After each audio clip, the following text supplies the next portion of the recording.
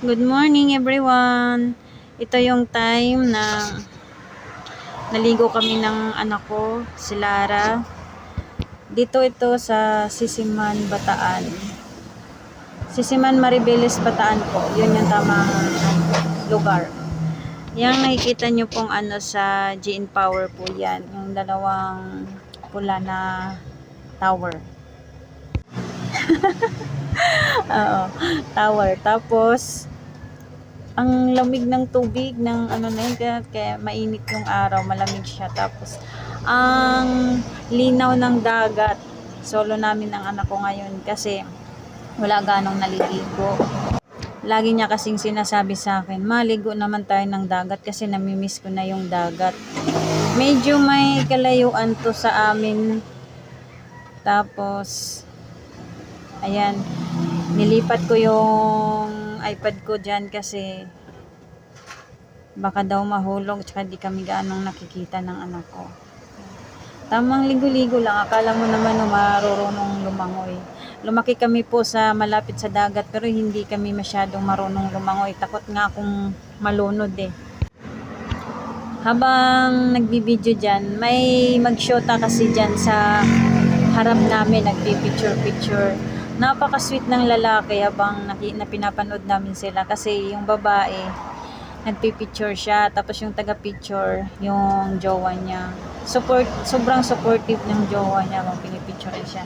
Hindi naman sila naligo, pumunta lang doon. Tapos, naghubad yung babae. Nagpicture lang, kaya natatawa yung anak kong babae. Sabi niya, naghubad siya mo, pero hindi siya naligo. Kasi umalis din kasi sila agad. Sabi ko, wag mo ngang tingnan, hayaan mo sila.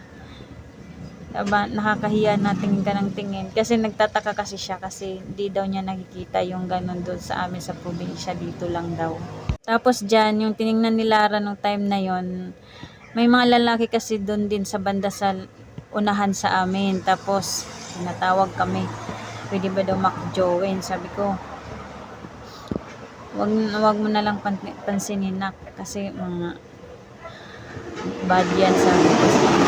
Tapos lumayo siya sa akin. Sabi ko, wag ka gaanong lumayo. Di ako marunong lumangoy. Baka may pating dito.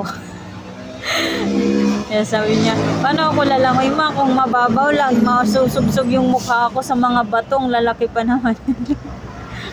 Tapos sabi ko sa kanya, hubarin mo yung damit mo para hindi masyadong sagabal sa paglalangoy mo kasi nakakadagdag sa bigat ng katawan mo. Char. Nagagalit yun. Sinabi kong mataba na siya. Langoy-langoy na siya. Tapos sabi ko, barin mo na nga yung damit mo.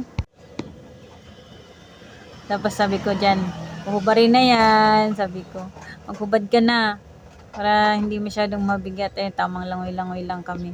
Pero ang totoo, Diyos ko po, di talaga kami marunong lumangoy. Pag biglang lumaki yung alo, napapahawak ako sa mga bato eh. Tapos maya-maya, maghuhubad na yan.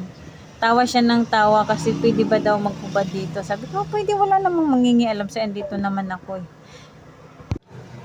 Pero sa totoo lang mga guys, wala talaga akong balak maligo dyan. Sinamahan ko lang talaga siya kasi nga parang nalulungkot siya doon sa tindahan. Sabi ko, sige nga, gala ko na lang siya. Sabi ko sa sarili ko, gala ko muna siya kasi gusto nga daw niya maligo ng dagat. Kasi doon sana kami sa Mount Carmel. Hindi namin alam kung pwede pang pumasok doon. Kasi yan, maghuhubad na yan siya dyan. May bibibra naman siya. Yung dress lang niya ang huhubarin niya. Ayan. Palaki na ata yung dagat dito kasi medyo malakas na yung hampas ng alon. Hubad na siya. Tapos natatawa ako kasi yung dress niya dyan, ipapalagay niya sa bato. Tapos naiwan yung short niya. Tawa siya ng tawa. Saglit lang naman kaming naligo dyan. Hindi rin naman kami nagtagal. Kasi may mga lalaki nga. Sige guys, dito na lang. Bye-bye.